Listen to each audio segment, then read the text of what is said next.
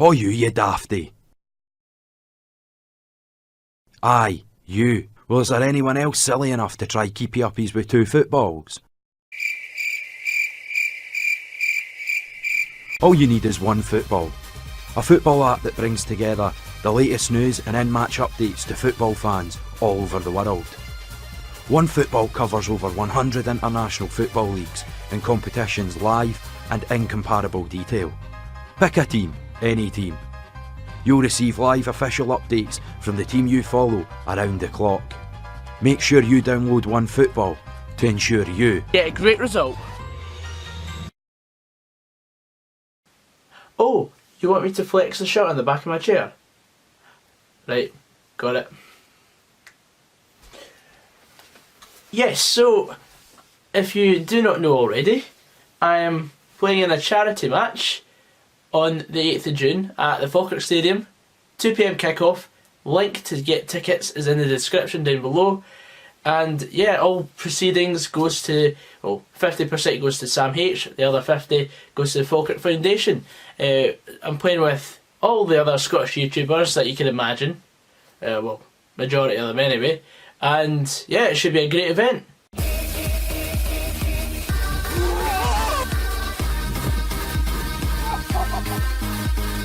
99 out the Fir Park Tunnel.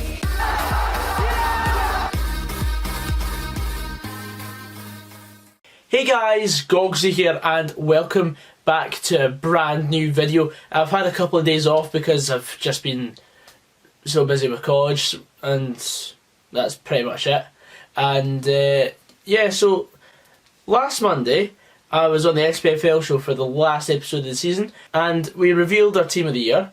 So I thought, I'm just going to do it for those who aren't subscribed to CJ or Dev or Ryan. And yeah, this is a non-Old Firm fans perspective of the team of the year. Yeah, let's crack on with it. In goals, I've gone with Daniel Bachmann, who's in goals for Kilmarnock. I thought throughout the whole season, I thought he was fantastic. Whenever I saw him play, he always made quite a few good saves, and he was one of the main catalysts, in my opinion, for Kilmarnock getting 3rd in the league. Joe Lewis is a close second, as is Mark Gillespie for me. I don't rate Scott Bain that highly. Craig Gordon didn't play that much, and Al McGregor I just think is a bit of an arse, so I'm not putting him anywhere near my starting 11. I'm saying Mark Gillespie because he's saved like 4 penalties this season, as well as the amount of points he's saved Motherwell. I'm not saying that with tinted specs on or anything, so before anyone comments like that, no. Just no. Right back, we're going with Tavernier because, well, the stats speak for themselves. He's got, what, 17 goals, 20 assists? For a right back, that's alright. I did revel in the fact that he didn't even get nominated for Player of the Year, to CJ's disgust. I thought it was hilarious. But yeah, he was one of the key performers and always is a key performer for Rangers. So the sooner he goes, the better. Centre half spot. This is always controversial. I've gone with Scott McKenna and Christopher Ajer as my 2 centre halves. As part of a Celtic team that's won a treble, he's been there pretty much the full 3 seasons, I think. Whenever he loses the ball, you've always got your money on him getting back before the striker puts a shot away. In my opinion, he's one of the most accomplished defenders in the league, and yeah, Ajer at centre half, along with Scott McKenna. I don't rate him as highly as I rate Christopher Ajer, but McKenna's very consistent. We've seen plenty of runs that he's made from defence, supporting the attack and creating opportunities as well. Yeah, he's just an all-round accomplished defender. In left back, I was tempted to go Richard Tate, but I think I've got to go Greg Taylor because Kilmarnock finished higher than Motherwell. For reasons discussed on the SPFL show, here's a clip with Div saying why he put him in his team of the year, because literally I couldn't put it better myself. My left back choice was already mentioned as a right back by the chat. Yeah, me too. Mine's is Greg Taylor of Kilmarnock. I actually think he's a very underrated player. Another really good young Scottish player and I think he has had a solid season for Kilmarnock. Does all the basics right, Mhm. defends, gets forward now and again as well, and I just think he's a really, really solid player. So Taylor is my left back. And I've gone for 3 centre mids, with the first one being David Turnbull. I mean, come on. He is the young player of the year, without a shadow of a doubt. The fact that Ryan Kent got it is a fix, in my opinion, because he doesn't play for either one of the big two. And honestly, Davey has been a revelation since breaking into the first team.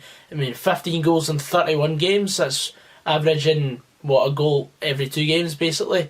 And 6 assists. Yeah, he's solid. Definitely, and for someone my age, I wish him all the best. Hopefully, we keep him for at least another season. My second centre mid, I'm actually having as more of a holding role in Gary Dicker, another Kilmarnock player. Yes, I know. Basically, I've seen him play, and I admire the fact he's just a rock for Kilmarnock. And whenever the ball comes to him, it basically hits off him if it's going that way. But he also carries the ball forward as well. He supports the attack, and he's one of these sort of players that is the utility player of the team. I mean, you can't imagine a Kilmarnock team these days without Gary Dicker.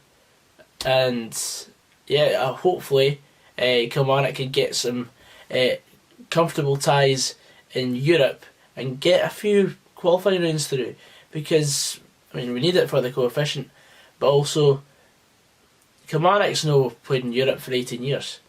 So it'd be nice to see a team like Kilmarnock doing well in Europe. My third and final centre mid spot is Cal McGregor.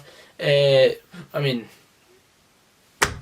Cal McGregor is one of the best players in the league. That is an absolute cert. Another player that has only narrowly missed out for me is Ryan Christie, but the thing is, I completely forgot about him for the last couple of months because he's hardly played.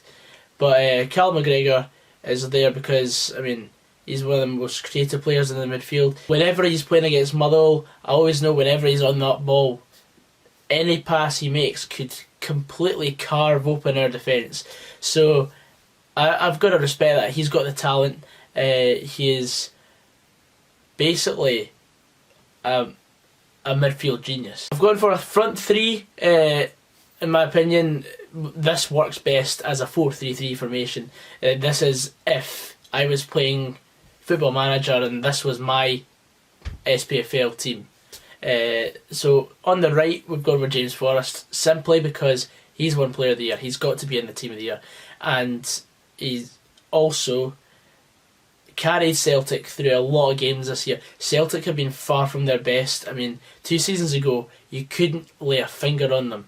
Last season, they were a bit more forgiving. This season, they've just been absolutely rotten, and they've still waltzed their way to a treble. The fact that James Forrest has been there to just sort of steady that sinking ship, in my opinion.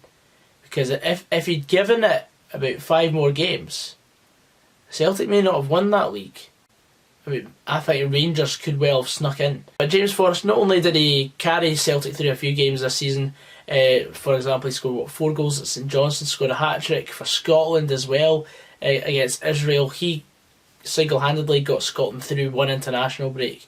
And if it wasn't for him, we wouldn't be playing Finland in the playoffs, because unless we somehow qualify from our group, Sir Steve Clarke. On the left wing, we've got Ryan Kent. I mean, Ryan Kent, I sort of hate when he's playing against us, because he's such a pest. He's like that Jack Russell that just runs after the ball. And I'm also annoyed that he got Young Player of the Year, even though he's 22. He's played like 4 professional seasons. But anyway, that's by the by. Ryan Kent is, for me, on the left wing, because I couldn't think of anyone else that's played better than Ryan Kent this season on that side. I want to mention Bolly Aribi, because Bolly Aribi plays on the left for us, but I mean, Bolly only played for us for half a season. Ryan Kent has just been ever present in that Rangers team, apart from the time he got suspended for punching Scott Brown in the face, or slapping him, whatever you want to call it. I was tempted to take players who have had violent conduct towards other professionals out of this team, but I can't think of anyone else that's played better than Ryan Kent, so I'm leaving him in. And then striker, we're going for Alfredo Morelos, because there's been no other striker in Scotland, or in the top flight anyway, that has been as consistent as Alfredo has. Alfredo has been sent off 5 times, no one else has. But not just for that, but yeah, if there was someone as consistent as Morelos, they would be in the striker position, because I mean, I think conduct should go against a player, but I think Alfredo Morelos has had one of the highest average ratings as a overall season, but that's because he's missed half the games. 30 goals to his name, and top goal scorer, striker, that alone should suggest he's in the team of the year, because he's the top goal scorer, and that's really the only job a striker has, just to score goals. But let's be honest here, Alfredo Morelos really should have his own TV show. He's that entertaining to watch. Like, one week he's scoring 4 against Kilmarnock, the next he's getting sent off against Aberdeen. It's absolutely hilarious to watch, and just the amount of stupidity he has at times when the red mist comes down. I mean, he's a mentally weak player, but still, he's an absolute talent, and it's good to have a player of that calibre in the league, no matter how bad his conduct is. Did I nail it? I hope so. Well, I'm recording this at 10 to 1 in the morning, so hopefully that's a good enough analogy. And yeah, that's my team of the year. Anyway guys, I hope you enjoyed this video. Please leave a like down below for more snazzy content, subscribe if you're new. Remember, OneFootball, the link is in the description. They're my sponsors for this video, and I must thank them very much for doing so. And yeah guys, I'll see you in the next video. Take care.